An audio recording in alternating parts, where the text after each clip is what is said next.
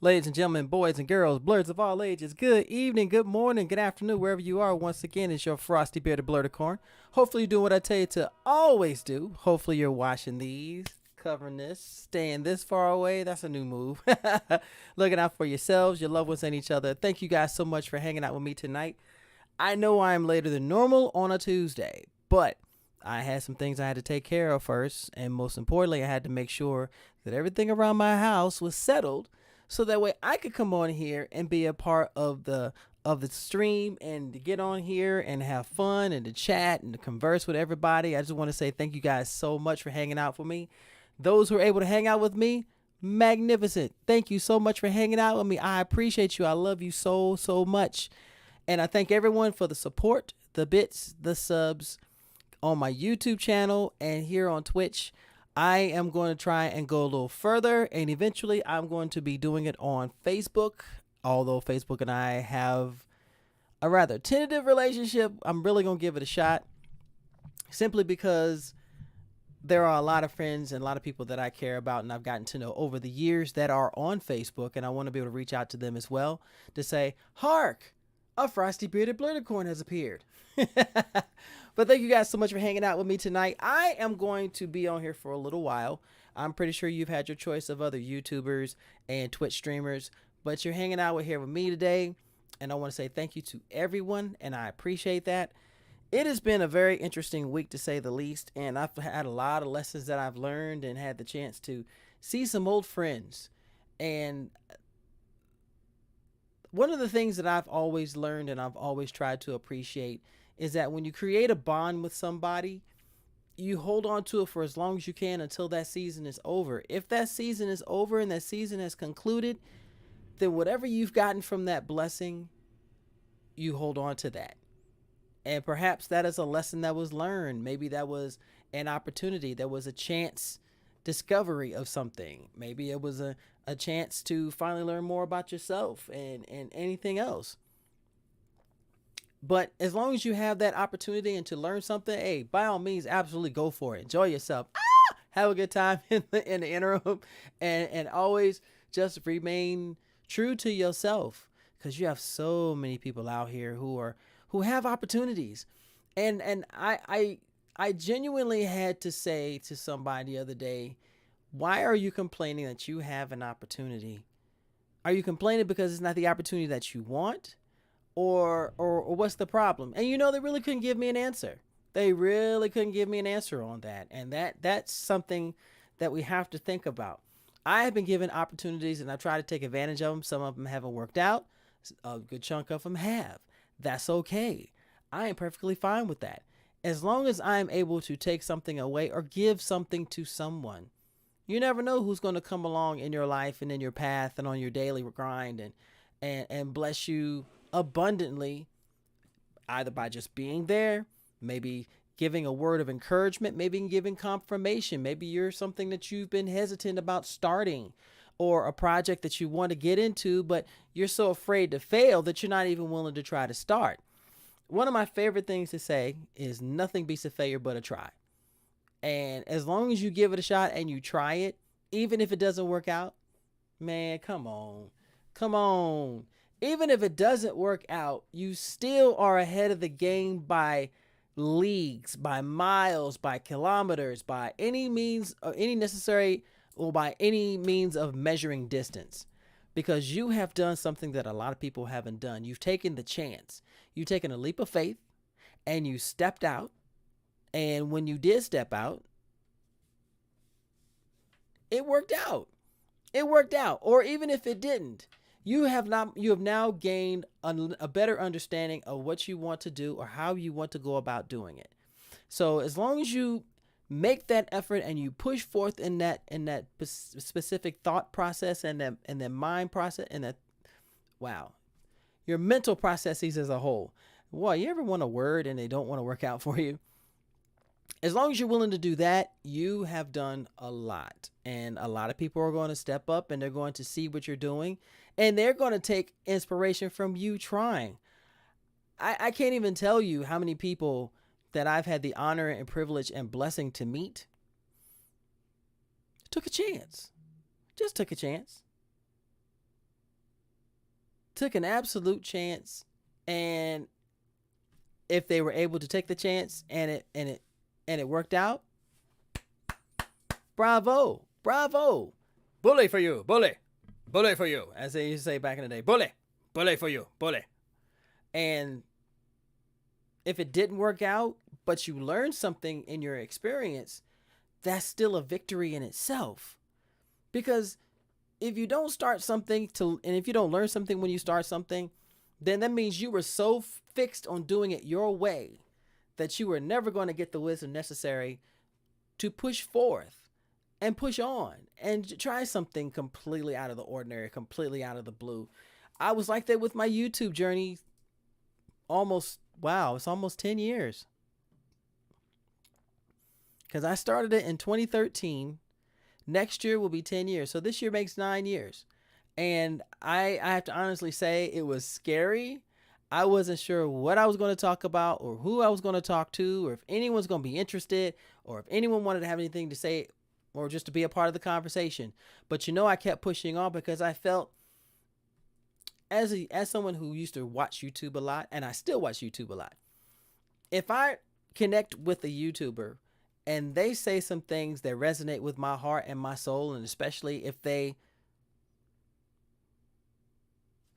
complete a circuit that I have been missing, oh man, come on now. Come on, let's go.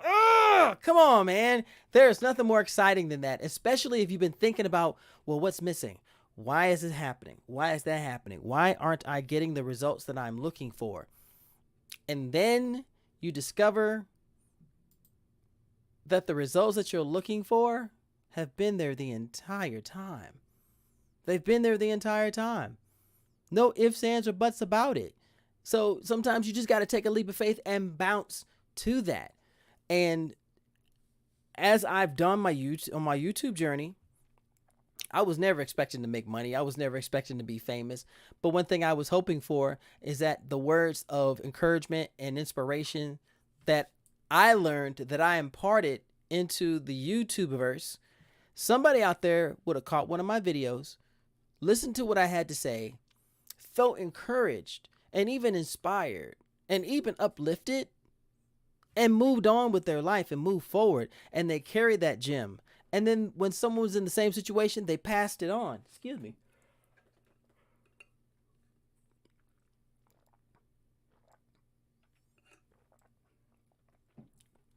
I must drink from the chalice of Blerdicorn.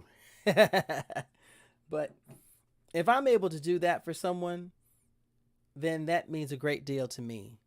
That means a great deal to me, because that means somewhere along the line, I influence somebody to do something amazing. And I maybe make someone feel like they're not alone. There's nothing more important, especially if you call yourself an influencer or you're trying to get people to watch you, whatever, how many of air quotes I can throw up. You still want to be able to know that you've influenced them in a positive way. And some people, baby, just need that. That they need that level of encouragement and advice to help them feel like someone acknowledges their presence. And whenever anyone hits my YouTube videos, which, by the way, if you have been a part of my YouTube journey and my current video on the reaction that I did for Wakanda Forever, if y'all were part of that, I can't thank you enough. That video has surpassed any expectations that I had. Folks have been coming to my channel, subbing to my channel. So now I'm even more encouraged to create content that they'll want to come and watch and want to come and see. And that is just exciting to me, man. That is beyond exciting to me. Hold on just a second.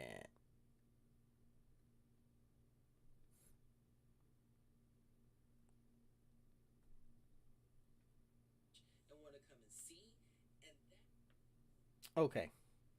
So I also have to check sometimes too, because Twitch lately and Streamlabs, both of these jokers have been like that heel tag team.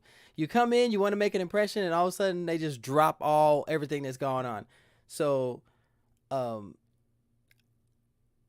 look back on my videos the other day. My gosh, I have come a long way from using this bad boy and sitting in my bedroom with my desk was in my bedroom along with everything else, and all you could see in the background were a few of my comic posters, which there are more of them now. I do admit that I have a problem, and I have my shield on the wall in my bedroom. And some people have compared my apartment to that of a college kid. And I said, well, I did go to college twice. I got my degree. I got my associates and my bachelor's. I guess you're right, but I don't take any insult by it, because this has been a blessing in itself to have my own place on my own terms. I'm not worried about anything. And when I started that journey and I look back on those videos of how I was set up, I was like, wow. And I think my enthusiasm over time has increased too, because no one will ever tell you this, and some YouTubers won't tell you this, and just like some Twitch streamers won't tell you this, but you want someone to come check out your channel and go, hey, I saw you on fill in the blank, and I thought that you were going to do fill in the blank. And I go, oh yeah. And then the conversation starts and it begins and people are excited, and then they see you and it's like, oh my gosh, yo, the video you did on so-and-so, I appreciate that. And when you talked about, and that makes me feel good, because if I was able to get someone out of a dark place. Jaeger, hey bro, what's going on, nephew? Here comes Ken throwing bricks to the window. Hey Ken, hey baby, what's going on? Jaeger's up in here, Ken's up in here. Yo, I'm bugging off of this. I am bugging off of this. I am doing the last time I tried to do a multi-stream, everything fell apart. It was dropping frames and nothing was coming through and the sound was hot garbage. But it's working out really well. So how is everybody doing? My fam is up in here just showing me love and everything, and I really appreciate that. Thank you so much. Thank you, Jaeger. Jaeger, yeah, if you ever get a chance to go check him out, Jaeger is an amazing gamer. This man speaks fluent Japanese, and he understands katakana and kanji, and he plays the fighting games from Japan. Yo, I'm bugging off of this. Honestly, sweetie, I've been all over the place. To be honest, I've literally been all over the place. I was currently talking about my Twitch stream journey, my Twitch stream and my YouTube journey, about how far I've come and what I've learned in my journey, and the lessons that I've learned. And I was looking back on my past videos, and I didn't realize how painful I was. I look at it now. I can say that now because it's myself, but I looked and was like, In the beginning, you're like, hey, YouTube, hi, my name is Montel. I am trying to be noticed. And I look back at now and go, man, I didn't know what I was doing. And I honestly didn't know what I was going to do with my YouTube journey. So I didn't even know when my Twitch stream journey started back in 2018. I had no idea. But as I've gone through the months and the years, I've learned so much more. I've watched other streamers. I've talked to other streamers. I've talked to other YouTubers. I've watched other YouTubers, and I've just tried to take the advice and overall give my corner of YouTube and the Twitch Blerdisac my own vibe, my own swag, if that makes any sense. And of course, now I have a frosty beard, and I am one of the original Blerdicorns. I think it's a wonderful thing. And I always tell everyone, just let me know that you're here so I can say hi and acknowledge you for being here and supporting my journey. And to everyone who's watched my video on YouTube, my Wakanda Forever trailer reaction, y'all have no idea how grateful I am. You have no idea how grateful I am that y'all have decided to come in and hang out with me and check it out. And the words, such kindness, and I appreciate so much. I don't have any complaints whatsoever about what I've done. And all it's done is it's inspired me. Montel popping in to say hi. I miss y'all from the... Hey, Kyle, what's going on, man? How you doing? Oh my gosh, I ain't see... Yeah, you have been gone for a while. Give everyone my best. Tell them I'll be in a couple months. Okay, I will pass that word on, my man. How good to see you. How's it going? Oh my goodness. I love it when people that I know come in and say hi. That fills me with joy because one, when you make that connection anywhere, whether it's in real life or virtually, and it's a genuine connection, that's a friendship to build. Yo, Frosty, hey, what's going on? How you doing? Oh my gosh, one of my favorite people. Oh my gosh, how you doing? How you doing? Yo, I get excited about this, and I've been blessed to build a family, a a a a series of very very valuable to me and worthwhile friendships and relationships and brotherhood and sisterhood and all of that. Not in just where I've been, but what I've done. But oh, hey, hey, love, what's going on? Why didn't I get my visit from you? Why didn't I get my visit from you? I waited for you, and you didn't come see me. I'm hanging in there. I'm taking it a day at a time as always. It's always good to see you. It was good to see you the last time I saw you. You amazing. Genuinely one of the sweetest people ever. Aya, you need to come visit me, okay? I look for you. I had snacks for you. I waited. I waited for you.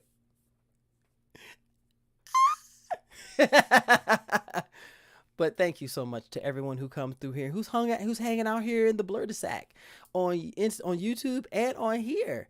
And I continue to say this. I'm grateful to anyone who wants to take the time to come hang out with me, say hello, say how you doing, support me, because I'm going to give that love back.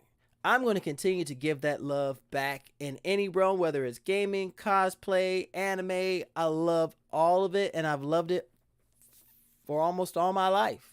I can't say I'm saying almost because I started my journey and was aware of my journey when I was 9 years old. So from the age of to 8, yeah, I was just a nut.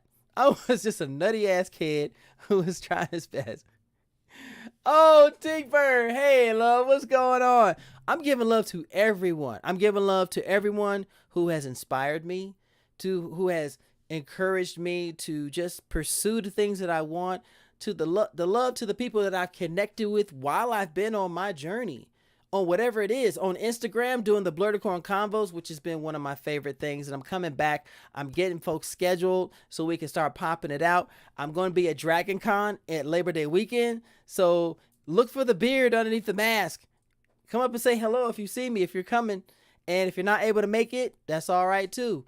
The love is still there. My YouTube journey started back in 2013. The first video was saying thank you to a friend of mine. Oh, thank you for the sub. See, baby, thank you for the sub. Thank you for the sub. I appreciate you.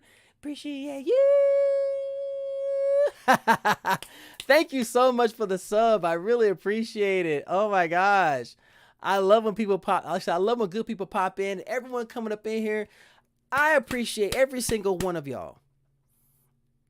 Yes, I know the convos have been a bit behind because I've been so busy. When I tell y'all I've been busy, it's been a good kind of busy. Getting the convos back on track, that is one of my priorities. I'm doing, of course, I got my podcast, the Blerdicorn Speaks podcast. We just came out on yesterday with episode 76. We're in our 5th season, and we were talking about getting caught up on anything and everything that we've been talking about, and I love it. I'm just grateful to everyone who listens to it, and trust me when I say I appreciate it. If you have done something to help me, I will do everything in my power to return the favor, return the love, return the gesture, because that's what it's all about. It's all about give and take. It's all about, wait for it, equivalent exchange. That's what it's all about. It's all about equivalent exchange, because you never know whose life you're going to influence by giving back to them unselfishly, by giving them a helping hand, giving them advice, showing them love, showing them acknowledgement. And I try to do that everywhere I go. I've never watched one of your combos on Instagram. Sweetheart, go to my IG and look at one of my previous combos. I'm telling you, the energy you see on my Twitch is the same thing you see here. Dia, hey, what's going on? How are you? See, and and see, you know what? All I've done is just be my genuine self, having the opportunity to talk to other content creators of color and talk about their journey and what inspires them and where they've gone and what they've done and just improving on them. Dia, how you doing, love? Good to see you, sweetie. Oh my gosh. And to everyone who supports the convos, I thank y'all. I thank y'all.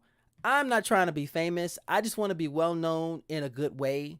I want people to know that when they come out and reach out to me, they're going to be treated equally unless you're a basement virgin. And if you're a basement virgin, you're going to get told on. You're going to get dressed down. You're going to get fussed out. I'm going to tell you about yourself. Ever since I've started following Unc, I've become so much more comfortable in my blurriness. And I'm so, oh my gosh, you know how happy that makes me. Do you know how happy that makes me to see that? And that's what it's all about. Because once upon a time, I was that kid who loved comics and was getting bullied, who loved to watch cartoons and was getting and called names and getting and just, oh my gosh, I can't tell you how many people have been on that journey. And as a lifelong blurred, it is so important to bring up others, and not just blurs, nerds as a whole, especially if you genuinely just want to be around people that love the same things you love, that you can create a connection, share a vibe, share amazing energy, learn, inspire, encourage, and perhaps upgrade. Because we have so many creative minds out here. We have so many beautiful people out here who are on their journey. But they're not getting the encouragement they deserve because people aren't being people. People are being weird. People are being misogynistic. People are being narcissistic. They're trying so hard to beat down on others because their level of nerd doesn't match their level of nerd. And if their level of nerd is considered perfection, boy, they got it all wrong. I didn't even know there was a term for people like us who have a large love for anime, video games, etc. until I learned the term blurred from you. And that's passing on a message because honestly, I didn't learn about blurred until years ago myself. And once I heard it, I said, this is me. This is who I am. Like my shirt, Dope Nerds requires unity and good vibes. Shout out to Dope Nerds for hooking me up with this shirt. I love this shirt. This is one of my favorite shirts because I want to convey a positive message that what I love is what I love. And if you love what you love it unapologetically. Look for Dope Nerds. Look for Dope Nerds on Instagram. I believe they have a link to their store, and it certainly was overdue because we've been loving the same things as everybody else for the longest time, but it was always segregated. Yes, it was actually, oh my gosh, Nix would kill me if I forgot this. The phrase was coined in an episode of Scrubs. One of them coined the phrase. He was talking about his cousin, and he called his cousin a blurred. And from that day, it stuck, and it became real, and it grew. No. Let me explain something to you. You're never late in the game if you learn it. Right? Yeah. Good old Nix, do you speak geek? Go follow that brother. That man, that's my nephew. That's my brother. I love him. He's one of my dearest friends. One of the nerdiest cats. One of the most intelligent dudes you'll ever want to get to know. I didn't know what a blur was until I met you. And that's what I want to convey. Yeah, and you know what? Neither did I. But it's amazing what you find in so many things. There is so much going on. There's so much wisdom and knowledge to be gained out there. Something so small and considered insignificant by somebody else, and yet it gains a life and it grows and it builds momentum. There was some episodes of Scrubs I was just like, wow, where do y'all come up with this stuff? I mean, genuinely, where do you come up with this stuff? I love some of the episodes of Scrubs. Like I said, I didn't watch full episodes, but I always caught little things.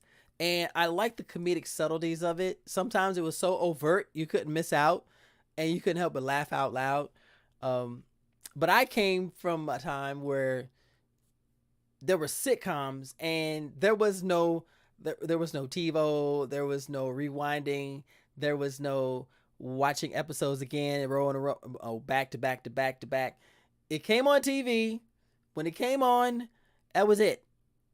If it came back on, you were lucky because they were doing a rerun. But nowadays, all you gotta do is pick up a controller, go boop boop or boop boop, and you can catch just about anything. But I didn't realize I was a blurred until, I had the opportunity to be around amazing people who taught me that it's okay to love comics. My uncle William, God bless that man. Anytime I got good grades in school, that man took me to the local comic book store, and he rewarded me by letting me pick out any comics I wanted. And that was motivation for me, not just to get good grades and to do well, but to build my comic collection. And as many times as I've talked about this, you guys, that right there, you see that BCW box? That is top row of 10 long white comic boxes, 3 of which I have had for years, and the others I've built up over time. Sitcoms on TV, and you could get on VHS or DVD now. Oh yeah, oh my gosh, you can genuinely grow from that and be a part of that, and see me. Like I said, I came from a time where if you didn't watch it on Friday night when it came on, you didn't know when it was coming back on. And of course, technology is advanced, so now you can watch the shows that you missed over and over and over and over and over and over and over. And oof, sometimes over and over is a little too much. But I digress. I have been fortunate enough, and TV used to go off yep. Oh my gosh. No. I'm showing mine too. Thank you. And we have come to the end of our broadcast day. Thank you so much, and don't forget to tune in with us tomorrow morning at 6 a.m., where you will see the news and the farm report. Thank you. Bye-bye. There was no white noise. It was, and that's what you would hear all night long. Some of them would go to white noise. It's like, it's like, oh, somewhere is a cat. I missed the panic and anxiety I got from missing it. Yo, those days when you knew. My favorite was whenever the Charlie Brown specials came on, and I knew it came on at a certain time, and I got everything done. Everything done. My housework, my homework, cleaned up my room, make sure everything was straight. So when I sat in front of that TV, all you hear is, you see the CBS logo, like it would actually twist, and you hear these bongos in the back. And then you hear the dun dun dun dun dun dun dun dun dun dun dun dun. I wonder what the world would be like if TV went off for a week. Are you kidding me? The world would lose their mind. Me? I'd be good. I would be so good. Matter of fact, I'd be so good, it'd even be funny. I would be so good. Yeah, the world would freak, but you know what? I came from a time where we didn't rely on technology. And unfortunately, there are people who have gotten so dependent upon it that to be without it, they would lose their mind. I can listen to music. I can listen to music. I've got my podcasts. I've got my audiobooks. I've got my comics. I've got my books. I could work on cosplays. I can sit here and read through my Really? Why you gonna be looting people, yo? Why you gonna be looting? Ain't gonna be no looting. What you looting for? What you looting? Why you looting? Don't be looting. There's no point in looting. I'm just saying, don't loot. But yeah, facts, right? That's nothing but laughing going on there. It's like, why you looting? Don't be looting. Don't be looting. But my lifelong journey as a blerd has been, I've learned so much. I have encountered so much. I've experienced a lot. I've met so many beautiful, amazing souls. I'm talking kindred spirits who have helped educate me and teach me things and show me things Oh my, be learned and creative. Say it ain't so. Go to the world's hub of TV for the past. I it my my blur journey has accelerated, and I want to be a part of the cool kids. Be like, yeah, I want to make gaming videos, and I want to make YouTube, and I want to be on the Facebook, the Facegrams and Instabooks, and I want that sort of thing. I want to be one of the cool kids who wears the latest fits, and get my kicks. Oh my gosh, I could not talk like that all the time. Only in certain programs and recordings, but yeah, no. I'm happy where I am. I'm happy with who I am. I'm happy with the journey that I have traveled thus far, and I'm looking forward to the possibilities in the future. The people that I'm going to meet, the people that I already know, and the opportunities I've had, like Tinkbird and Frosty Phoenix and Dia and Ken and Jaeger and so many people out there that I've had the honor to meet, and people that I have admired, people that I have looked up to, doggone microphone, as amazing examples of just loving what you love and being passionate about that.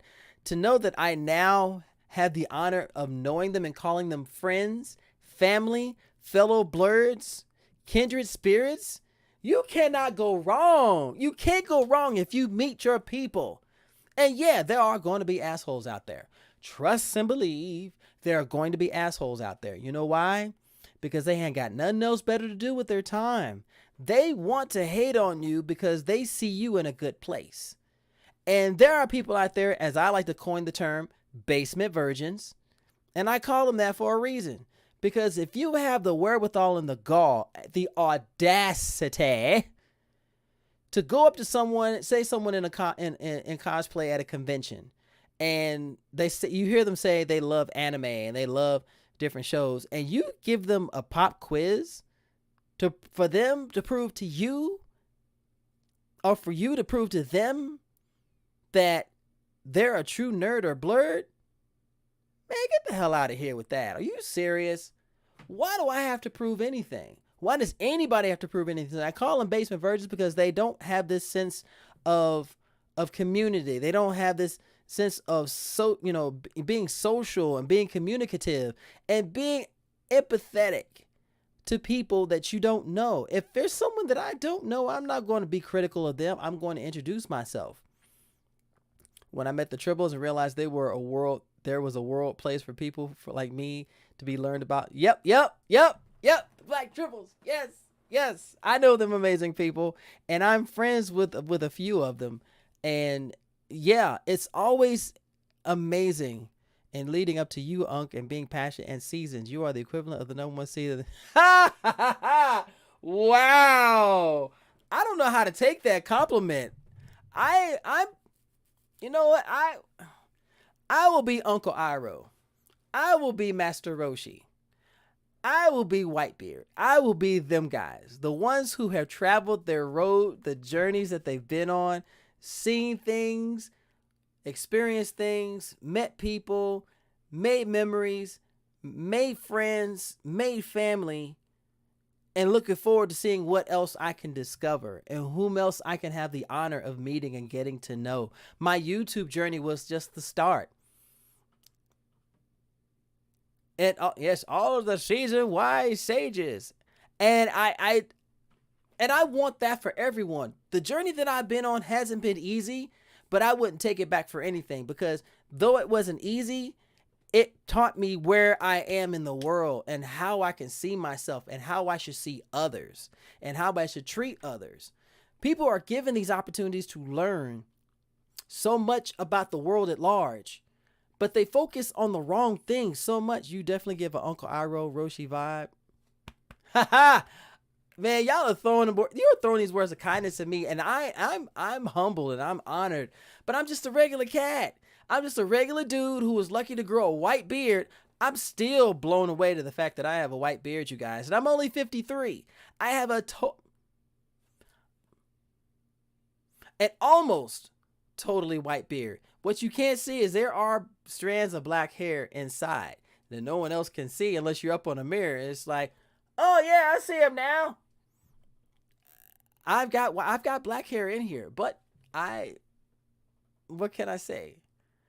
But I appreciate every last one of y'all. I appreciate everyone that I have had the honor to meet and to get to know. And I even thank the people who rode with me at one point and decided not to vibe with me anymore. I appreciate them because I don't have hate for anyone. Nah, straight Frosty. T-Bird, you saw me that one time. You did not dig in my beard. I'm glad you didn't because I do not want your significant other chasing after me. I was talking about, where'd you get this white hair from? I don't know what you're talking about. I saw Santa Claus the other day and we had a conversation. It's July. I know. He was on vacation.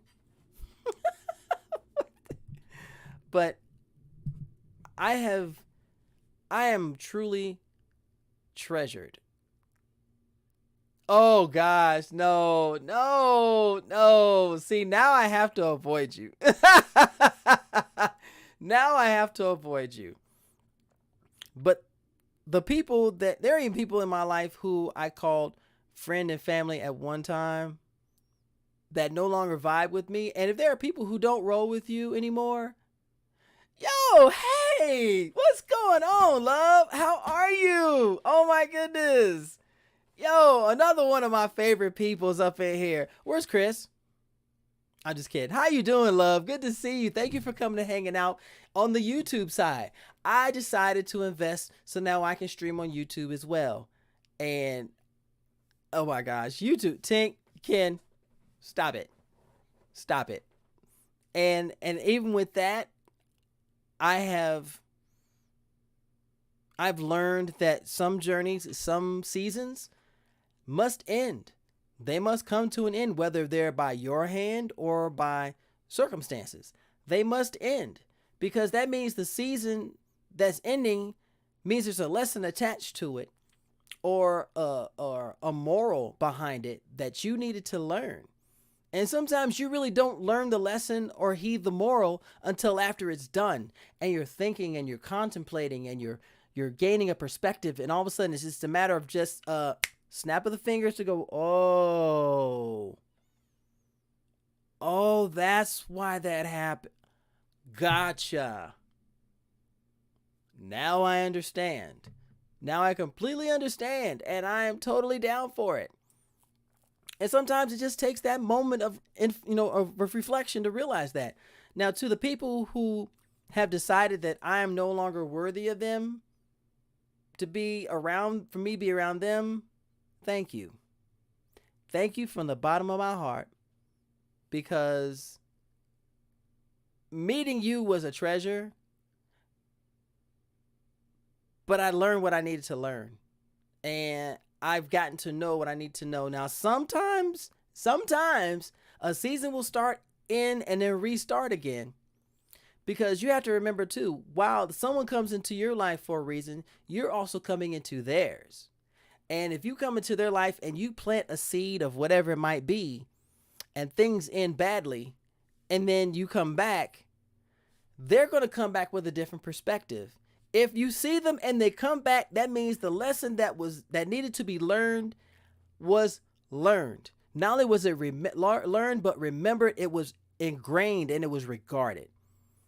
So that could be a new journey in itself.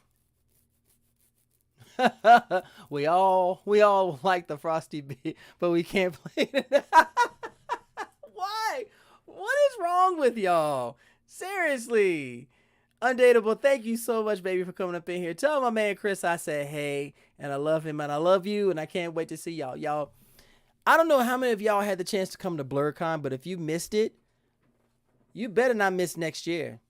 This year was a bop. Oh my gosh. It was a jam. It was a time. It was so much fun. I worked like a dog and I was dog tired afterward. But you know what? I would do it again in a heartbeat with a few things that I learned along the way. But the bottom line is it was worth it. Blerdicorn, any convention that you could be a part of that you're passionate about is always a worthwhile venture. It's always a worthwhile journey. If you have a favorite convention and you want to be a part of it, volunteer.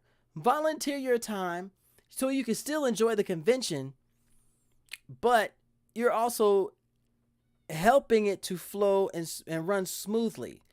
Because a lot of people, and I got to put this lesson out here too. I'm gonna get back to Blerdicorn in a second, because Blerdicorn is actually something I need to I want people to remember when it comes to conventions. I have so many cons I need to attend. I definitely want to meet everybody. Well, if anyone's coming to Dragon Con at Labor Day weekend, I will be there. If you're coming downtown Atlanta and you want to meet up, let me know. I have no problem meeting up as long as it's within the area of the convention, because a brother's car is gonna stay parked, because parking is no joke. Excuse me, parking is no joke. Parking does not like people. But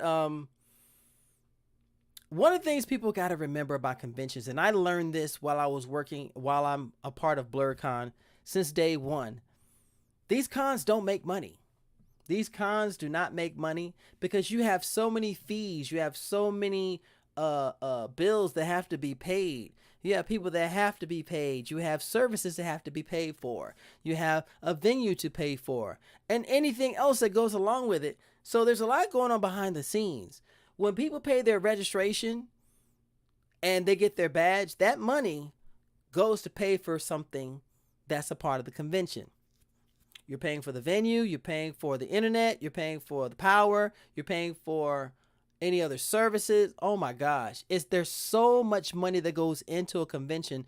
The people who run the convention, people who are part of it like staff, we don't get paid. I've never gotten paid. The most I've gotten is my room discounted. I've paid for my transportation, my gas, my room, my food, my time. I love every bit of it, and I will continue to do it, because Blerdicorn is one of my favorite conventions, because it's the first convention I've actually had a chance to be a part of it. And I would go back and do it again in a heartbeat. Heartbeat! Ah! I would do it again in a heartbeat. But if you have a chance to go to a convention or to be a part of a convention, go for it. Go for it. My advice to anyone who's coming to a convention for the first time, if you can go to a small one first, please go to a small convention first. Please go to your local con if you can, and start picking up on what it means and what it's all about and the energy. Start learning about the structure of a convention, the panels, if they have an artist alley, if they have a gaming room, if they have a vendor's room. Is a convention 1 day, 2 days, or 3 days? What do they offer during the course of that convention? What are the panels all about? What are hotels that are nearby? Because most conventions that last about 2 days are usually in an area that is around a series of hotels. And if you're planning to go to a convention, I can't stress this enough. Plan ahead as far as you can. My first one was GalaxyCon a couple of years ago. Oh, was it Raleigh? Was it Raleigh GalaxyCon? And don't do like me and almost pass out from excitement at your first con. Well, it's overwhelming. Not gonna lie. Okay, I was supposed to go to GalaxyCon Raleigh this year, but it wasn't in the bank account. My Bat Pig bank was empty, and there was nothing I could do about that. But it can be overwhelming and it can be intimidating. But that's if you put too much into it and you don't step back. Look around. If you have a guide, read the guide. If you have a map, check out the map. If there's a schedule, please pay attention to that schedule. You will not go to everything at a convention. So only focus on the things that you want to do, and be smart about your time, okay? Be smart about it. Just know that you are probably going through the most physical activity in a 2-3 day convention, more so than you do in regular life. Because you're going to come into the convention, you've got energy you're already expending. Now you're going to plan out where you want to go. You might see a cosplayer that you admire and want to take pictures. You want to go to Artist Alley to see what artwork is being created and meet the artists themselves. You're going to go to the vendor's room, see what goodies you could pick up. You might even go get some snacks, because there are sometimes, and I love this part of it. My local anime con here, NekoCon, which happens in November, there are 2 vendors who sell Japanese snacks. And that's my first stop whenever I come to this convention, because I like taking my snacks, going to the anime viewing room, and just enjoying watching anime that I've never seen before, and just chomping down on cakes and all types of goodies. Have me a bottle of Ramune right there, or maybe having Pocari Sweat or anything like that. Oh my gosh. Oh, I'm getting those vibes, and that's what you create when you go to conventions. Takes me forever to put on my social hat and chat with other and that's okay. That's all right. It's going to take time, but don't rush the process. Don't rush the process at all. It's all a matter of how much social input that you can take. And if it gets to be too much, then step back, take a break, breathe, take a snack, chill. And when you're ready to dive back into it, then dive right back into it. Oh, really? And if you're around here in the Hampton Roads area, you guys, or if you're in North Carolina, or even into the DMV area, definitely check out Neko. Neko is a small con, but it's so much fun because it feels so personal. Being around folks just like yourselves, nerds and blurs, geeks and bleaks across the panel and all across the board, gamers and cosplayers and fellow otaku and so much more. And if you can, and if that's not a con that's close to you, and there's one close to you, then go to the closest one. Are all of your experiences going to be perfect? No, they're not going to be perfect. Far from it. In fact, you just expect something to go wrong, because if things go too perfectly, then I want to know what worlds you live in. Because I've gone to my local con at at NecoCon, and I've gone and attended many times San Diego Comic-Con. San Diego it's in my blood. Oh my gosh, I missed out this year because I didn't have the scratch, the coin, the dinero, the guap, the cheddar. In other words, I was broke. Okay, I was busted. So I couldn't go this year with everything. At one point, everything was going sky high, but things are starting to stabilize and even out. So I will be ready to go to San Diego next year, and I will enjoy the convention once again. I think I said this on your live once before, but I go to a con. I do con first year, get the vibe, and then if I go again, I know who to see and what. Exactly. Your first convention should be a test platform. It should be a blind date, if you will, for a better reference. It should be a blind date. You should go into your convention and check it out. Don't have any expectations whatsoever, but absorb it. Help me plan it. I so want to go to SDCC. I'll give you some advice in a minute about that. But first time con goers, if you're going to your con for a first time, oh my gosh, I cannot say enough about San Diego Comic-Con. I've got pictures, I've got video, I've got memories.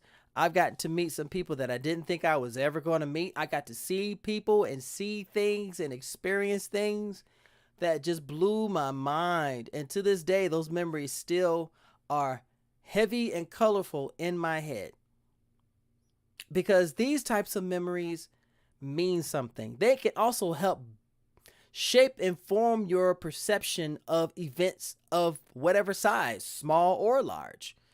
And you'd be able to tell those experiences, those stories to your friends, to your family, to fellow blurs or nerds. And that way they can carry this too and go, and they start getting the bug, and they get bitten by the con bug, and then they want to go. Dia, me and my husband been wanting to go for years. You know what? I will tell you this, and this is taken straight from my con survival video that I did. I did one for SDCC survival guide, and it's on my YouTube channel, and a lot of that advice still holds true. Rule number 1, remember that there is a possibility that you cannot buy a badge. I cannot stress this enough. San Diego Comic-Con, that is one of the biggest tickets in town. Getting a badge to that con is competitive. If you can get a 1-day badge, you're winning. If you can get 4 days and preview night, you've won an Academy Award as far as I'm concerned. Well, Tingbird, go through if you're going through this panini pandemize and taught pandemize has taught me everything. Life is short.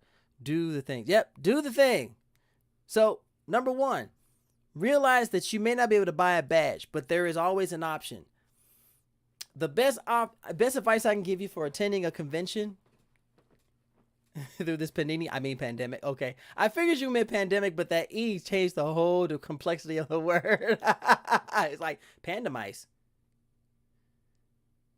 Wait, so you got little bears?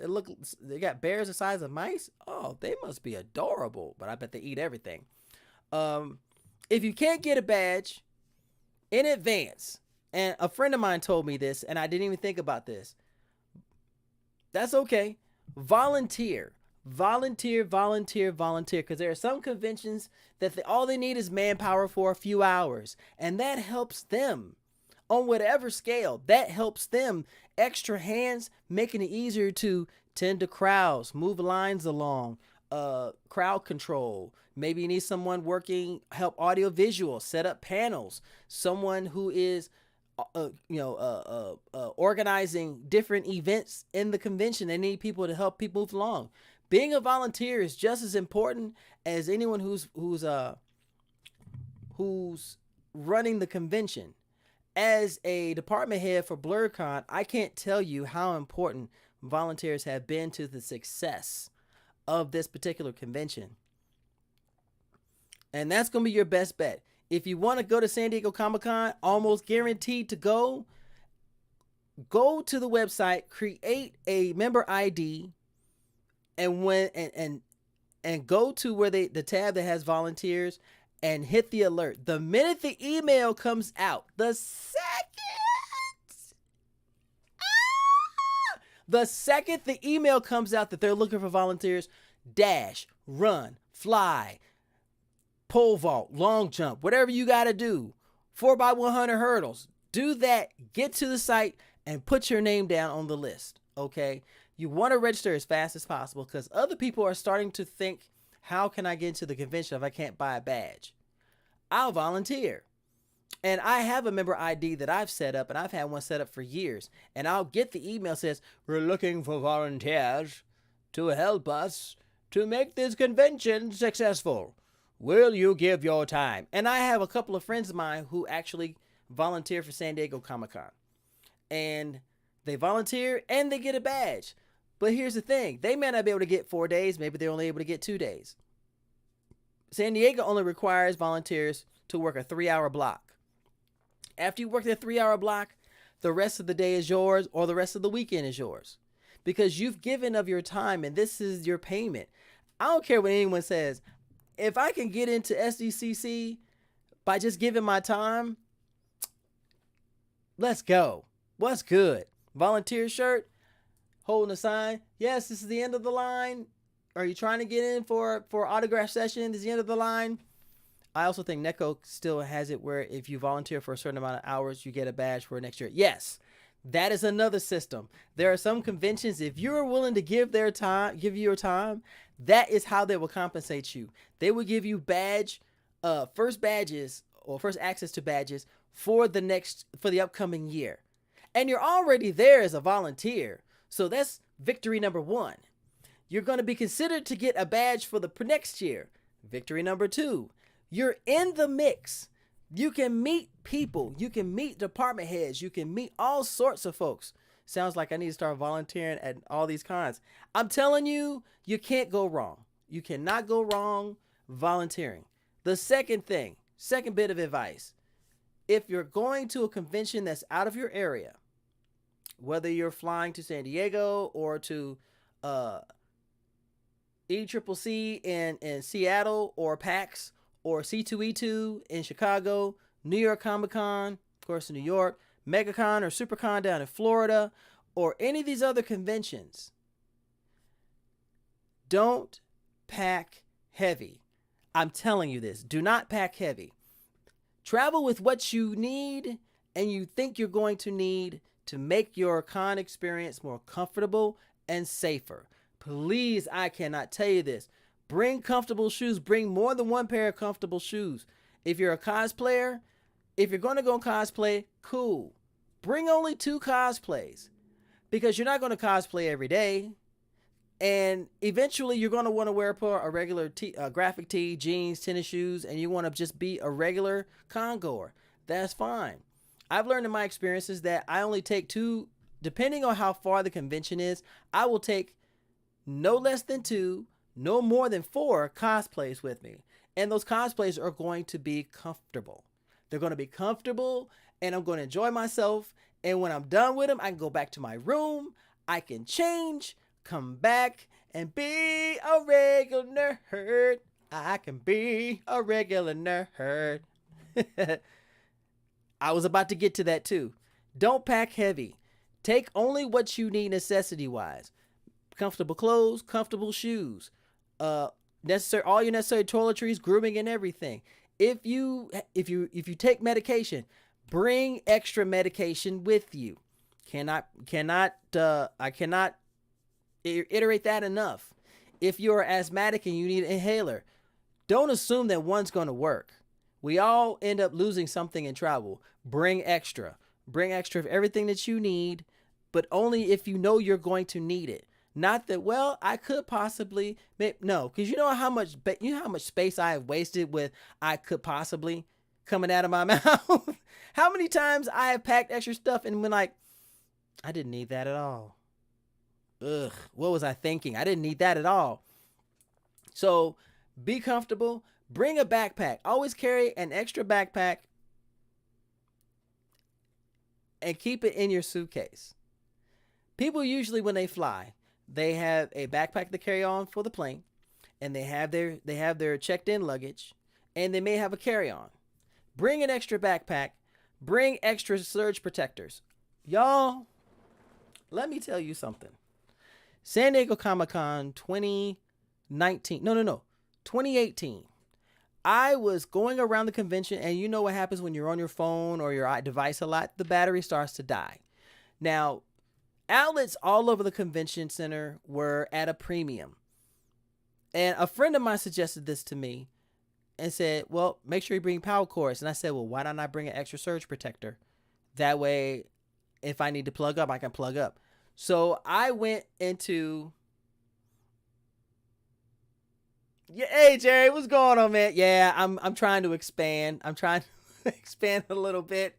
Don't hate me, okay? I'm trying, okay? I'm just trying. You know, I was gonna play games, but you know, when I get to talking, you know, goes one thing to another. To everybody who is joining me, thank you so much. Please say hello. I'd love to know who's here.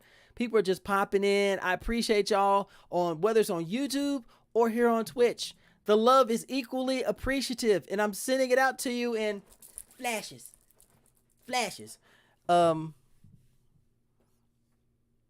So when I went to SDCC in 2018, my phone was dying. So I went to where one of the food court areas was, and it's an upper mezzanine. It's kind of hidden, but it's cool because you can actually look at the convention floor. Oh my gosh, there is nothing more humbling to look down and see thousands of people, not hundreds, thousands of people on the convention floor moving around like ants on an anthill. So I went up to there and went up to the mezzanine right by the food court. And y'all, that's another thing I'm going to stress in a minute since I mentioned food court.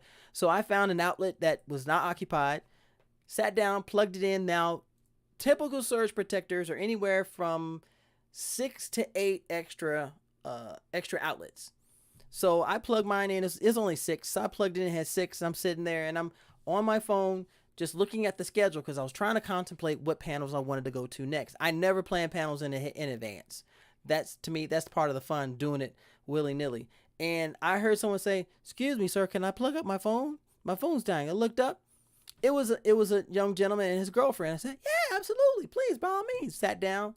They plugged up their phones, and they weren't on their phones very long. And they asked me, "How you loving the convention?" I said, "Oh my gosh, I'm having a blast. I did this, I did that." The conversation became organic. It started honestly, and they were telling me what they've seen and who they've met and what they've gotten, and I was doing the same thing. And mind you, this is two people, two phones in mine, so I had three outlets left. A black family comes over and they say, "Hey man, my phone, man, my phone about to die. My kid's iPad's about to die. Yo, can we plug up?" Absolutely. I said, "Does your wife have a phone?" He says, "Yeah." Tell her to plug it up too. So all of them were done. There was 6 people sitting in a circle at San Diego Comic-Con, and we were talking about everything. It was one of the most beautiful moments I had ever experienced. And all because of a simple decision to bring a surge protector. You never know who you're going to meet at a convention, you guys. So if you have the opportunity to go to a convention and you can meet somebody, please do that. Plus, if you like me, you like bringing devices, it doesn't hurt to have extra one.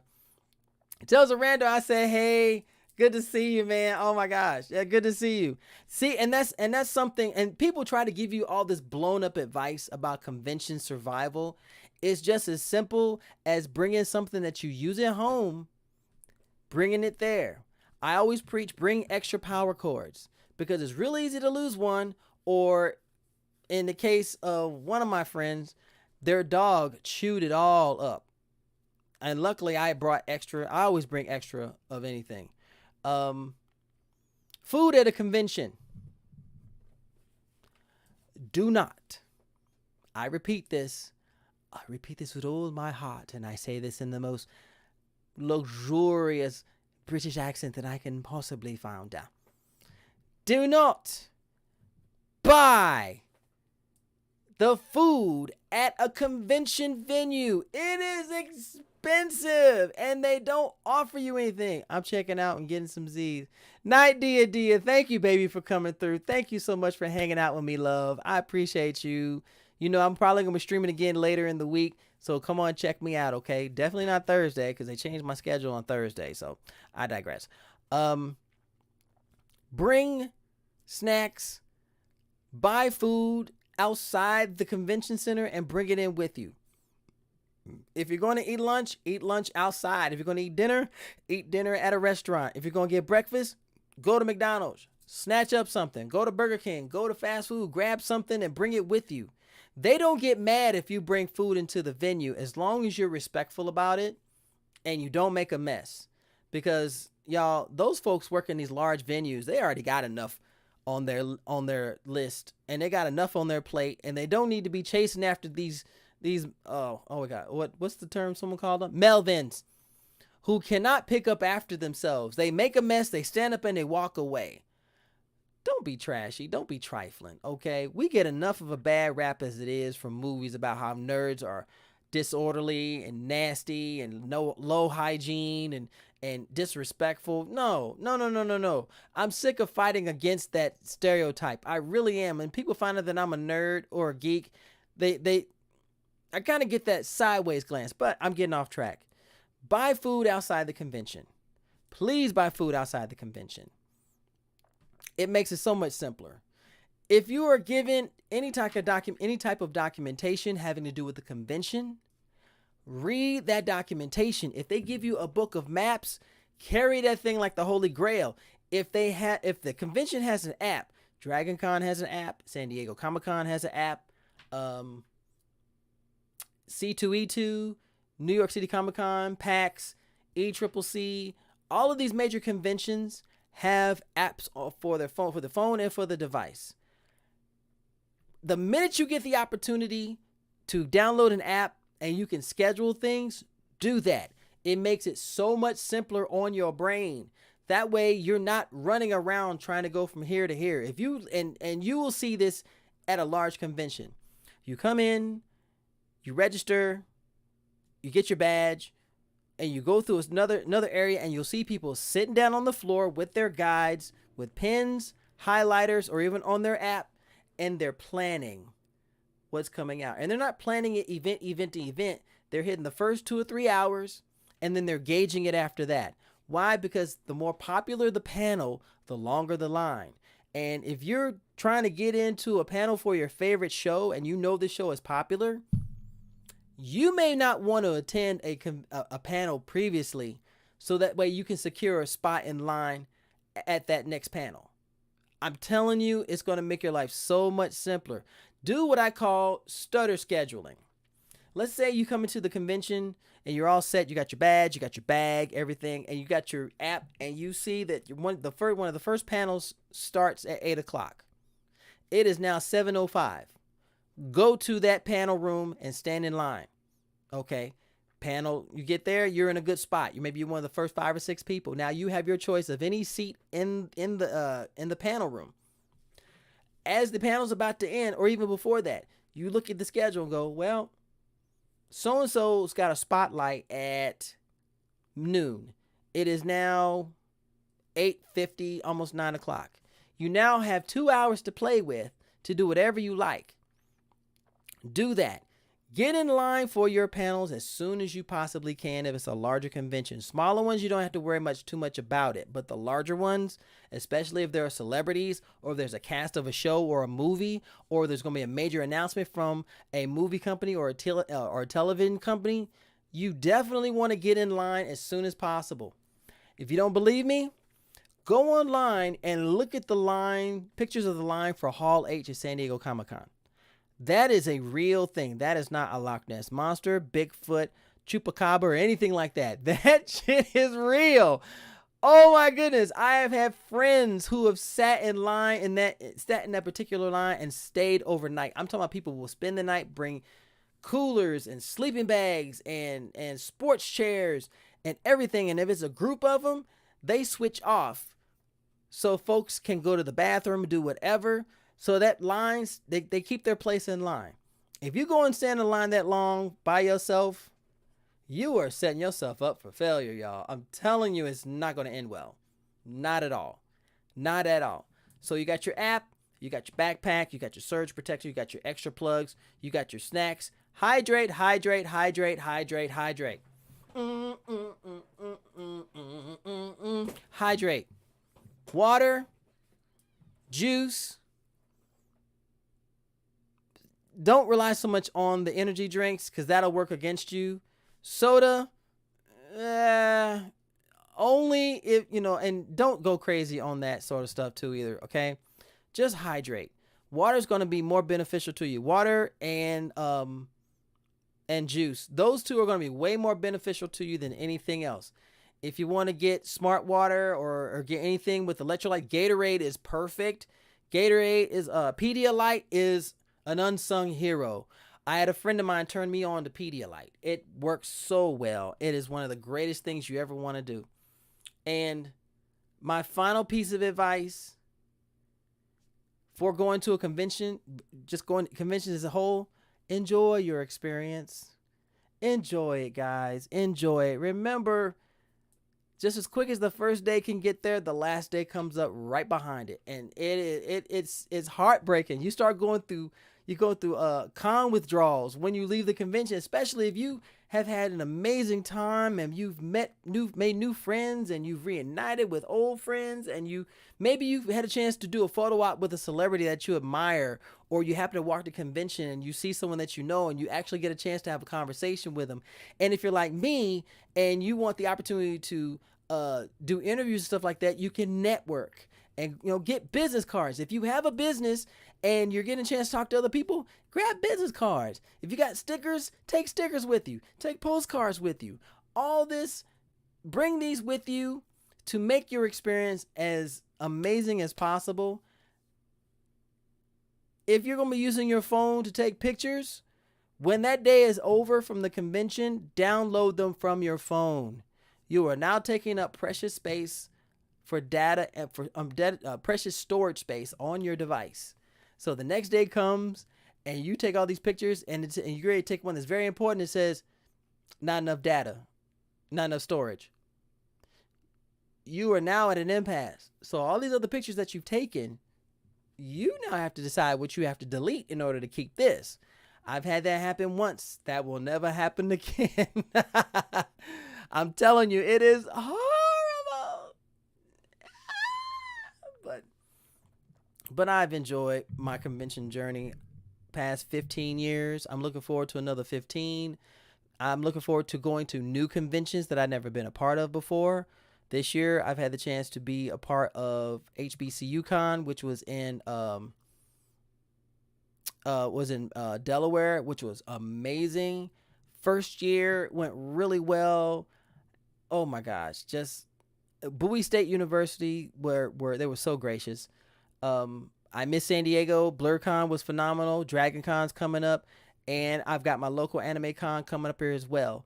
I will be in attendance at Anime NYC later in late November because I'm gonna be there with my job. I work at a game and comic book store, and we're gonna have a booth there, so I will be there to help them.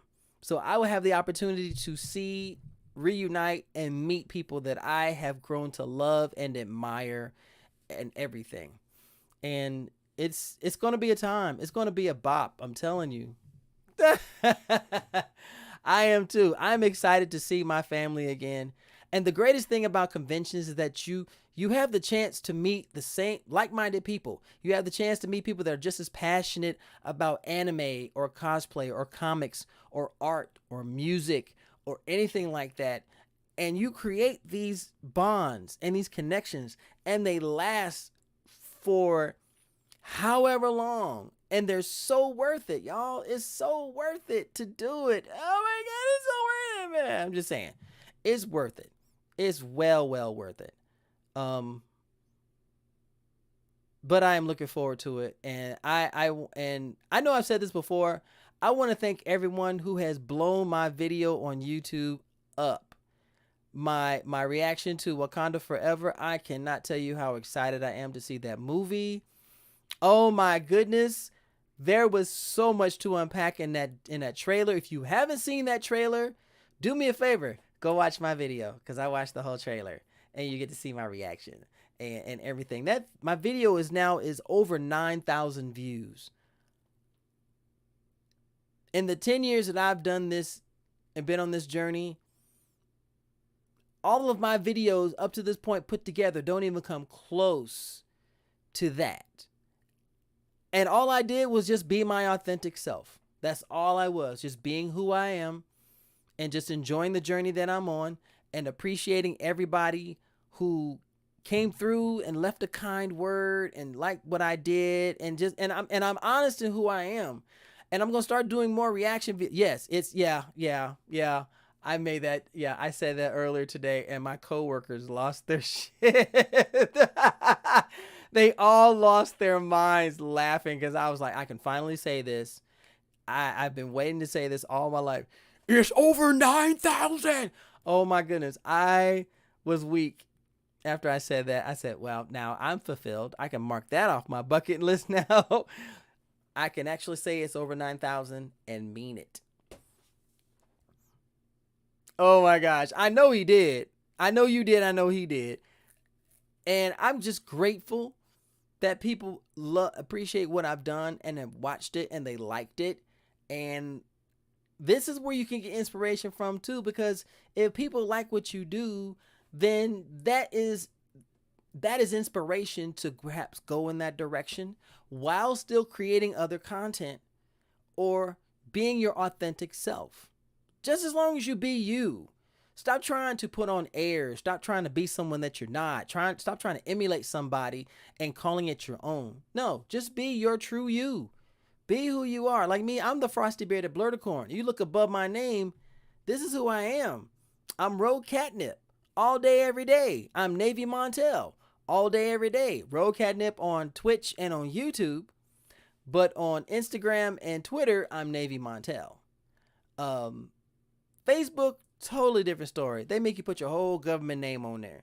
So I'm thinking about changing it to the Frosty bearded Blerdicorn. Be like Frosty bearded Blerdicorn, and just watch my mom go, Montel, what's your name, Montel? Why does it keep coming up Frosty? It's a long story, Mama. I'll tell you about it one day. Perhaps I'll tell you about it one day. Do you guys want to see me play games, or should we continue to talk a little more? I'm fine either way. I got a little bit of time left in me. I've been playing Diablo 3, Reaper of Souls, and my girl my character Supernova has been doing really well. I'm actually in a season, and I'm discovering so many different things. I like talking. I like talking too.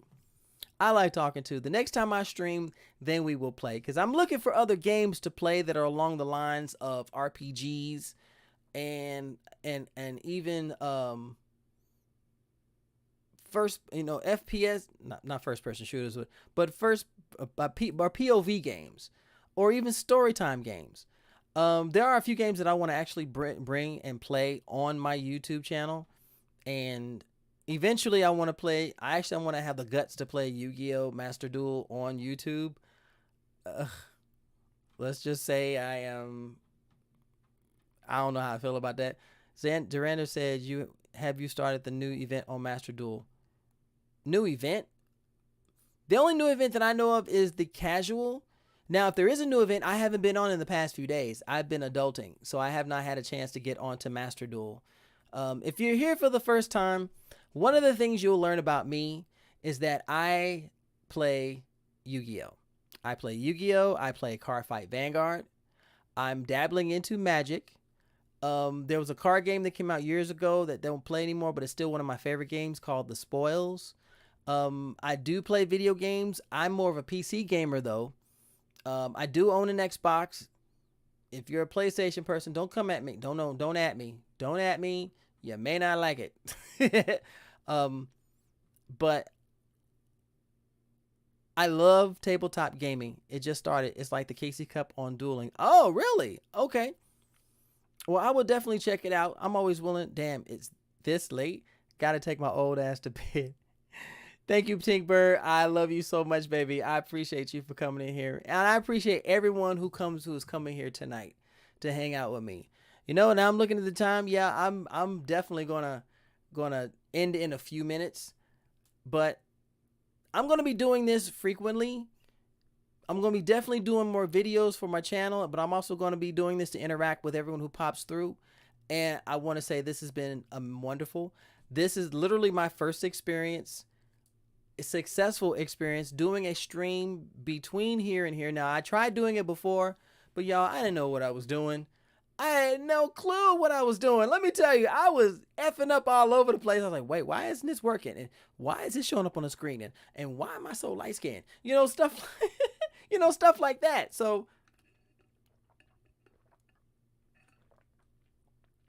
I want to continue to do this. I'm working on collaborations with other podcasters. Oh, that's right. I'm a podcaster too. Yes. Oh, you want to see my deck? You really want to see my deck in Master Duel? You know what? Just for you.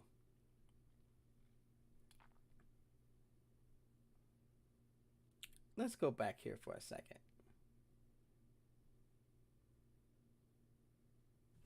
Okay. Just for you, Jerry. I'm going to bring up Master Duel.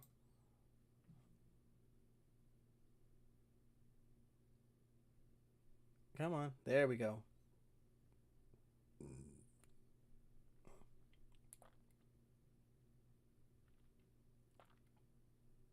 Done. All right, so I'm going to bring up Master Duel. Go on and show your deck. That's right. Go on and I'm going to just whip it out and show it. Yeah, that's what I'm going to do. I'm going to whip it out and show it. Yeah.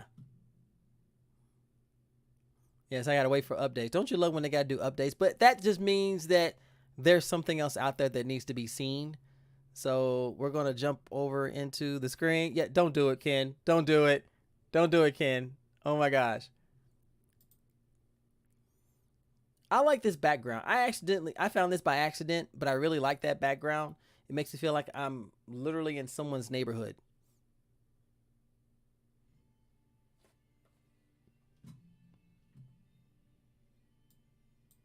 All right, so let us see where we are in the realm of dueling. I do enjoy a good slobber knocker. Jeez. 1.5 gigs? That must be a serious update. Now, mind you, I was just on here a couple days ago, so I have no idea what's going on here. Infinitrax, that was a pretty beast archetype. Some people are actually using that as an engine. Marine Cess did so well at the North American Championships. That deck is really catching on. But I'm such an old school guy. So, but I would say this: if you guys are going to any conventions anywhere in your area in the near future, plan, prepare. Zorander said that Beat Troopers have been added, and the most popular deck he saw was Despia Dark Lords. Ugh. No comment. But I'm looking forward to more conventions. I'm looking forward to seeing everyone and meeting everyone and having the opportunity to meet folks and be able to say, wow, it has been an honor to meet you in public. It's been an honor to meet you in person. Flower Cardians, another one of my favorite decks. Slept on, just totally slept on. You always want to have, if you have an opportunity to experience something you never experienced before, take the opportunity. Please take that opportunity to enjoy it and be a part of it. Why? Because you never know who's going to be influenced by what you've done. You never know. And that's always a great thing. And especially if you're going to a convention and you meet someone that says, well, I want to go to a convention too, but I've been scared to go by myself. You have now enabled somebody to experience something positive. And that in itself is absolutely phenomenal. I'm here for it. I'm here for 1,000%. Hinazume Hanabi. See, that's a beast I probably put up with. Wow, I'm drunk. Fire Flint Lady, amazing card in Battling Boxers. All right, the Duelist Cup. Oh, okay. Duelist Cup's now underway. New cards available in the shop. I only got 65.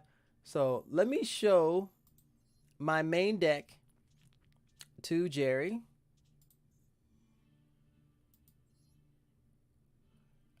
My friend, I run Gravekeepers. This has been my main deck. I've played this deck for years, and it's one of my favorites. And it's one of those decks I wholeheartedly wish that they would give more support for. Of course, this is the deck that I'm building Cylinder Witches. I'm not going to reveal it yet because it's not complete. I try. Ken, your sous ships are pretty beasts, so I'm definitely gonna give it to that one. And this is the alternate version of Gravekeepers that I built, that has some shenanigans and some surprises. So it's one of those I look and go, well, I didn't see this coming. It is. It's a pretty beast deck. I run Genzo, Flower Cardians, Gimmick Puppets. I have a burn deck. And it's called Yo Rocky, but that's Battling Boxers. So let's see what this Duelist Cup is all about. Fight against duelists from all over the world to become the very best. You know what? I'm not a coward. I am not scared in any way, shape, or form. Depending on the rank you've achieved in Rank Duel 7 season, you will start the first stage from a set duel level. You've obtained duel level up rewards from your in the first stage. Okay, so I got my reward ticket and I got 100 gems. Nice. And the deck of choice. So, what do you think? Should I run with Gravekeepers or should I try something else? Because I have 7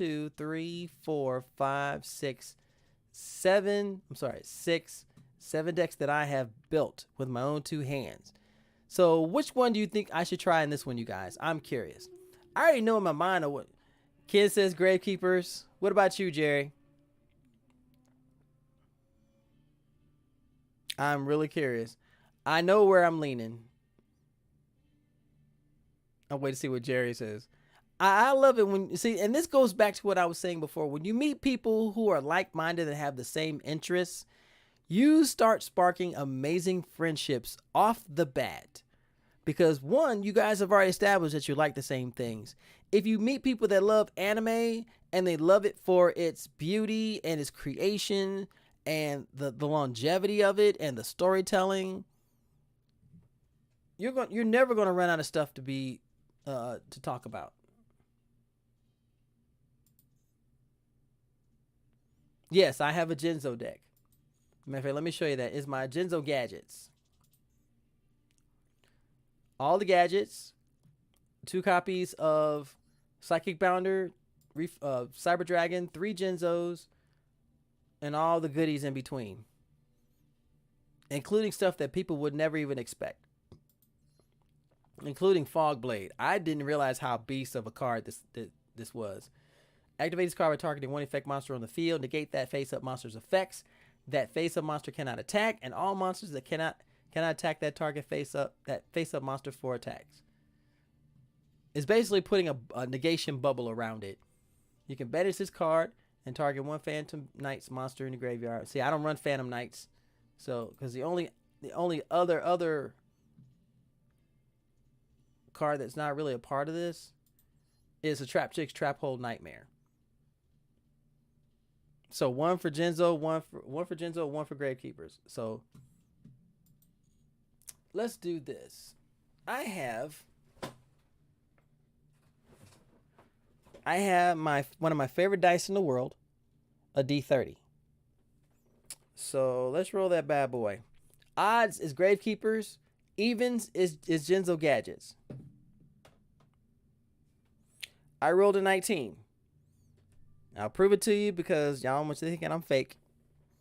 I rolled a 19, so it's going to be Gravekeepers.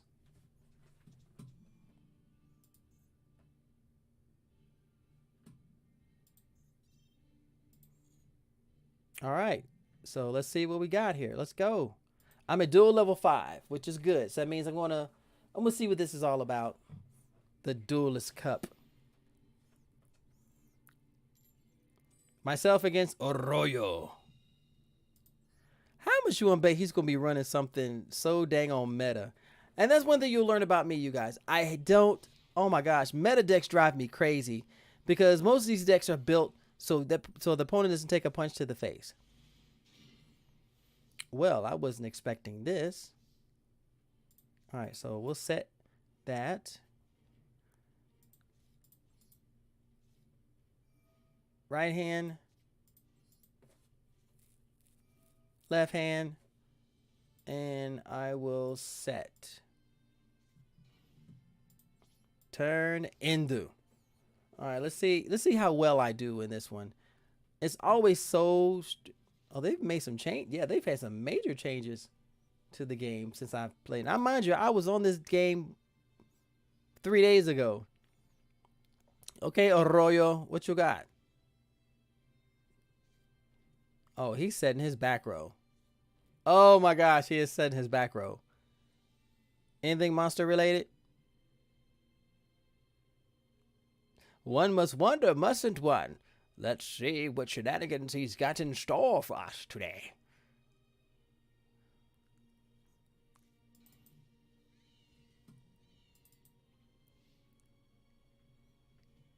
All right. In phase.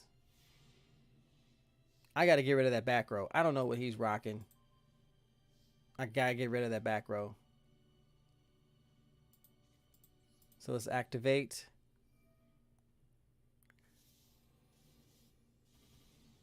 Ooh, wait a second. Okay. All right, so I'm going to set this because it is a Gravekeeper's Spy. The field is cup specific.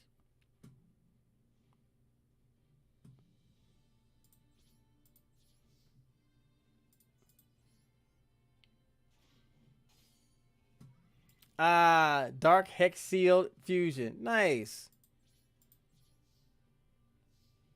You should see my Facebook name. Oh my gosh. See, now I'm scared. I'm scared, Jerry. I'm scared. I shouldn't be this terrified.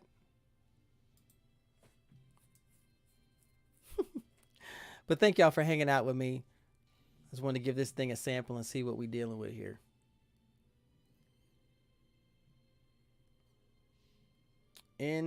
Turn into. Oh, nice. Okay. Activate. I'm glad that's one of the things they fixed because it's so easy to slip up and activate a card, summon something when you're not trying to summon it. You're just trying to activate the effect. Mm,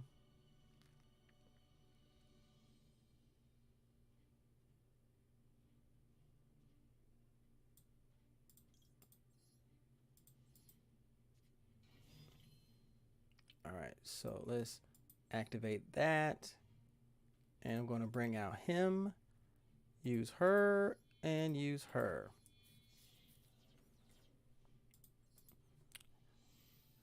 We have a union of cards, ladies and gentlemen, as they come forth and kablam-a-blam. We have Aloysius on the field. You can't go wrong with Aloysius.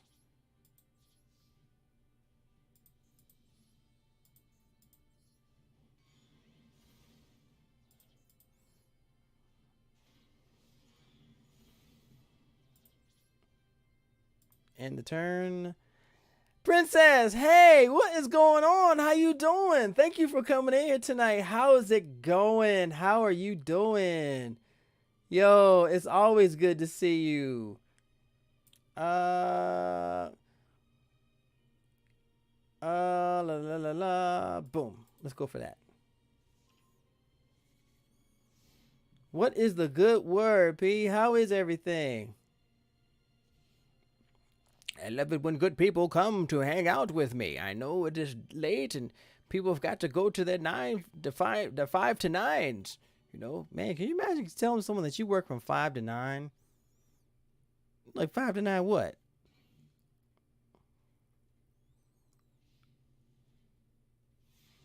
I'm doing good. I saw you were live and I was like, I had to come in. I appreciate it. I do. I really appreciate it. Everybody's been trying to reach out to me tonight.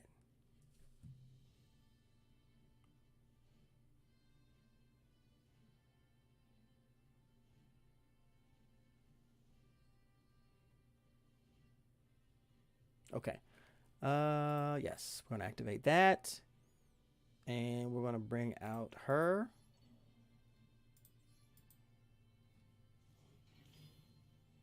We're gonna bring out her. We're gonna bring out the second one. Boom.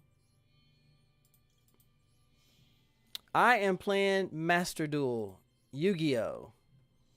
I have been a I've been a duelist since 2004, and it has never gotten old to me.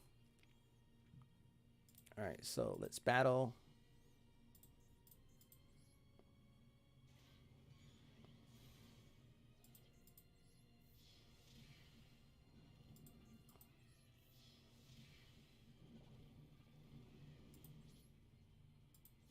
And the funny thing is, someone would think that this deck of mine is overpowered. And I go, no, this deck is old in comparison to everybody else. This deck is old as time. For real, for real. Gravekeepers have been around since, I want to say, 2006, 2000, no, 2007 is when I first discovered them. And man, let me tell you, this has been one of my favorite decks. Win, lose, or draw, this has been one of my favorite decks. And I'm not a meta player. And if you've ever heard that term meta before, that means that is someone who plays the decks that are popular and are considered the most powerful. I like a game where I can be challenged on what I do.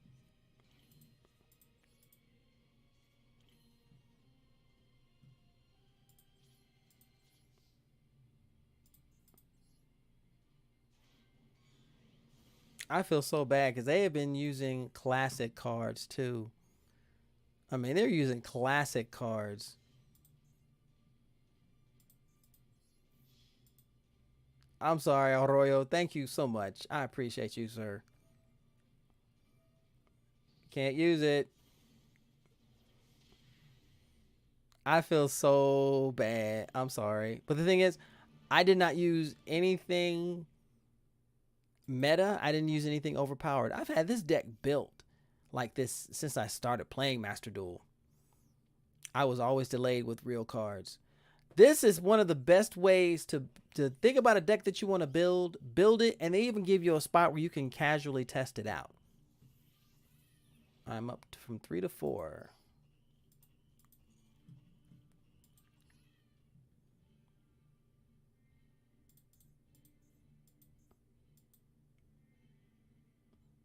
Jeez, you could win some serious gems up in here, though.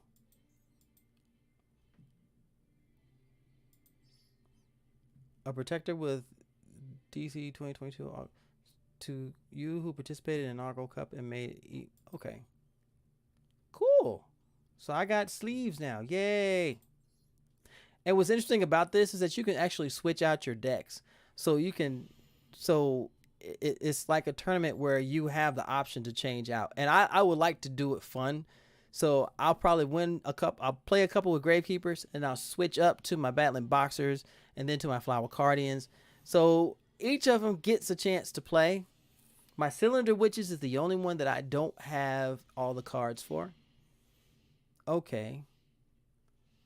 I tell you what, those Magicians right and left hands, oh my gosh, they are lifesavers. What they do is that, depending on the card, like right hand, negates your opponent's first spell card.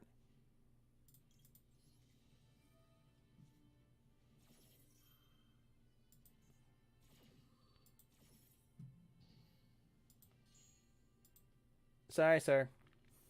I'm heading to bed after work in the morning. I'll catch up with you later. Hope you go live again soon. I will be going live later this week. Okay, definitely going live later this week, fam. Thank you for popping up and hanging out. I appreciate it. Please sleep well and have a good night. Okay. So while I do enjoy playing Master Duel, I enjoy the interaction between two people when they play. When you got your cards in front of you. Anytime I get a chance to have a real life interaction with someone playing a game, that's always fun. What I don't like, have I ever done that? My friend, I've been playing Yu-Gi-Oh since 2004. I've been a judge since 2008. I have played my share of duels. I've got my butt kicked, and I've kicked a little bit of booty. I've also judged cheaters, and I've judged national championships, world championships, championship series tournaments. He's running Cyber Darks, so this should be interesting.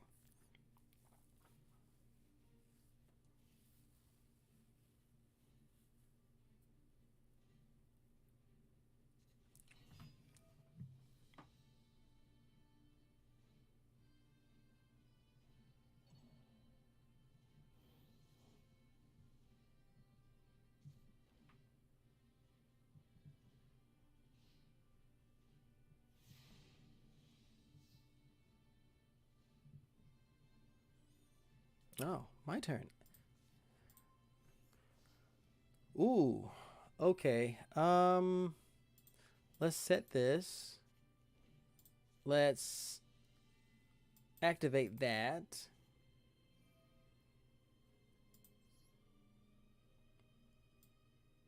Mm.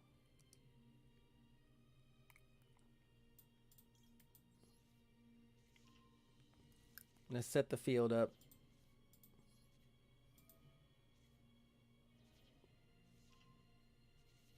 All right. Right hand. Activate. And we're going to set. And we're going to end the turn.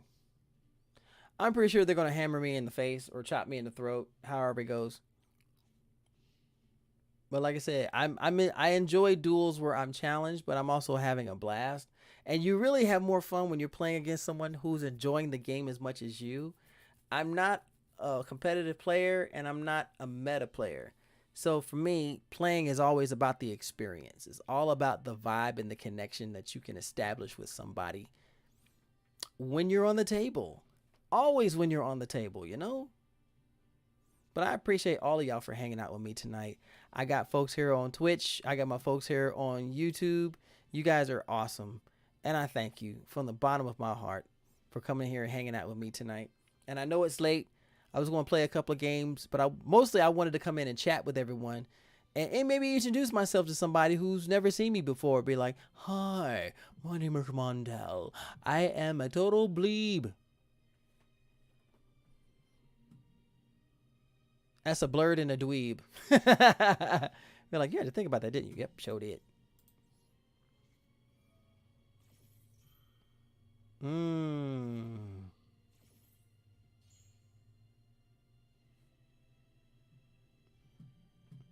What shall we do?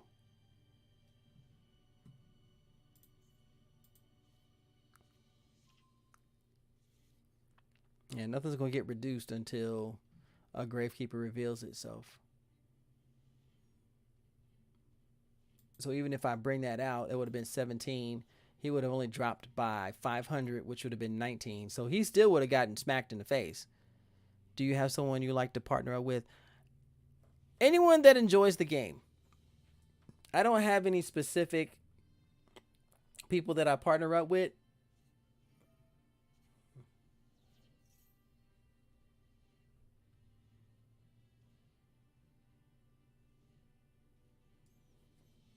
But I enjoy playing and dueling against anyone. And my favorite opponents are those who enjoy the game, the spirit of the game, the fact that it is a game, and whether you win or you lose, you turn it into a good time. And that's the important thing to me. Really? You realize you cannot. Necro Valley is keeping you from doing that. And with Necro Valley Temple on the field, Necro Valley's never going to die. They forgot about, but just they keep people always keep forgetting about certain cards. Magician's right hand shuts down your spell cards when you first try to activate them. If I had left hand, it would have been sick because spells and traps.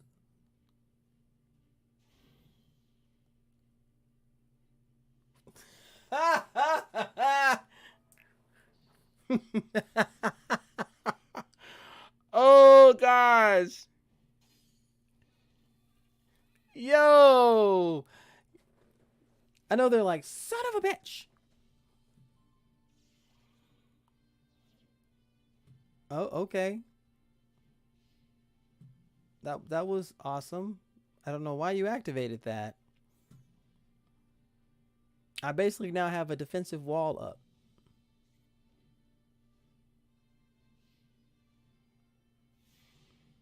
And the turn and the effect is not permanent.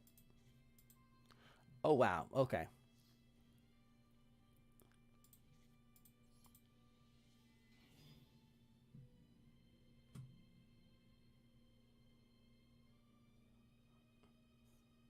What shall we do? Let's go into battle. Very rarely do I get to see these guys attack.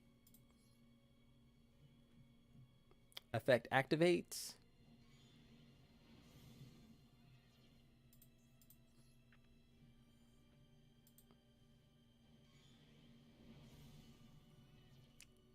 And in turn, a friend of mine did a fan art for me and made Clinith look like the really. Oh my gosh, I gotta check that out. That sounds amazing.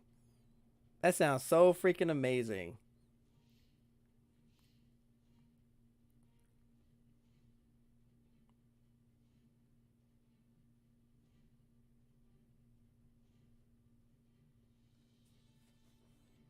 Okay, set. When this card is activated, you can add one Cyberduck monster from your deck to your hand. Okay. Draw. All right. So we're going to activate Necro Valley Throne, which is going to search a Gravekeeper monster for me. And you're going to shut it down, aren't you? Yep. Doggone it. I should have said it somewhere else.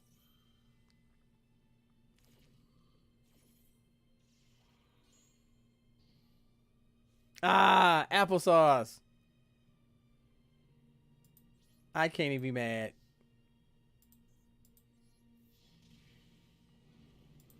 That was pretty genius, though.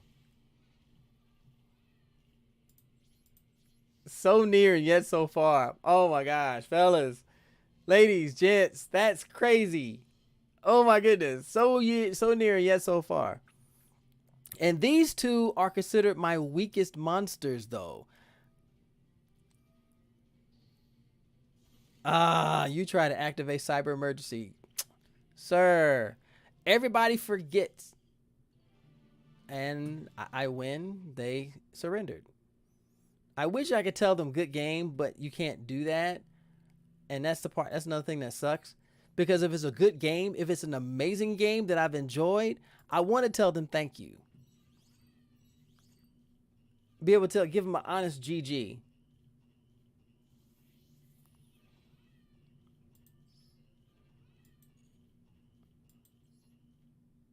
All right.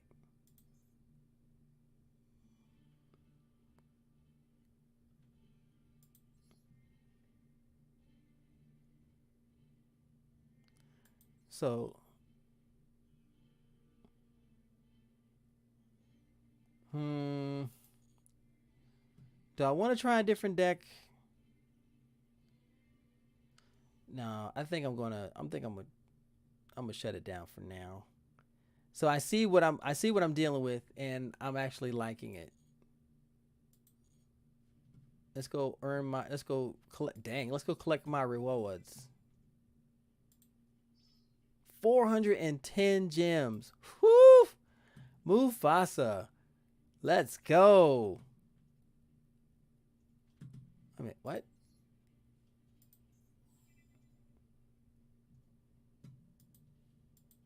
Oh, okay. Oh, these are lifetime ones too. Okay.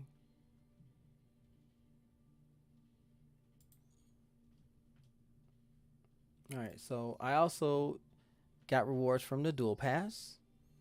40 more gems. Nice. So 715. So let's go shopping. Y'all want to go shopping? Let's go shopping. Duelist Cup. No secret packs. Yeah, I missed out on those.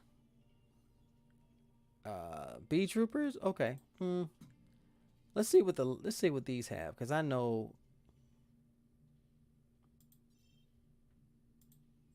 Let's see what I can get from this. Probably give you like 2 cards per pack.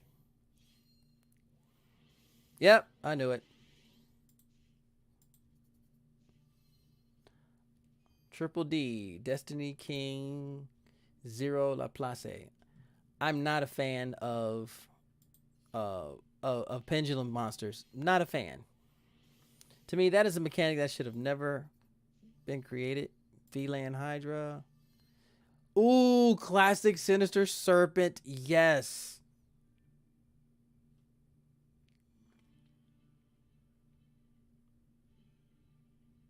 Okay. Nicely done. I got a classic. I'm happy.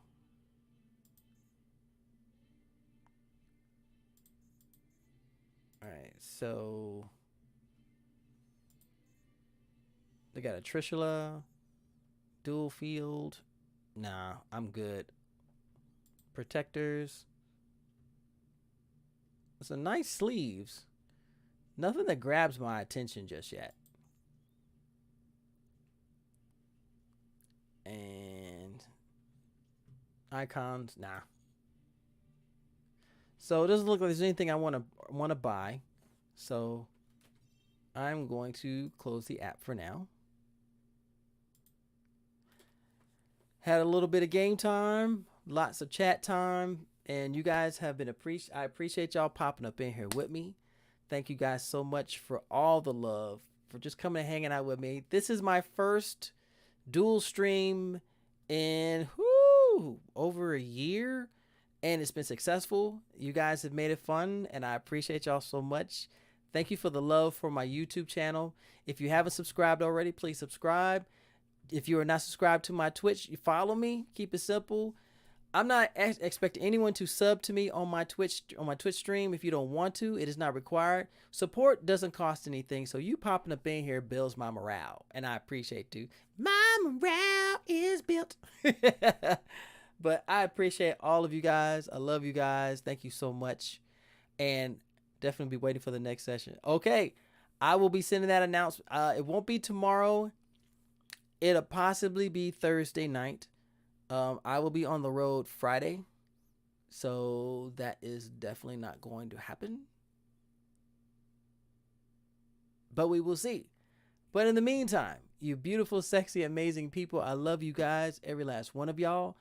Do me this favor. Good night, baby. Good night. Stay nerdy. Stay geeky. Stay sexy. You see that logo right up there, right? That's not just a catchphrase. That's how I live. Okay? Stay nerdy, stay geeky, stay sexy. And stay safe out here, okay? I'll talk to y'all later. Thank you so much. Bye.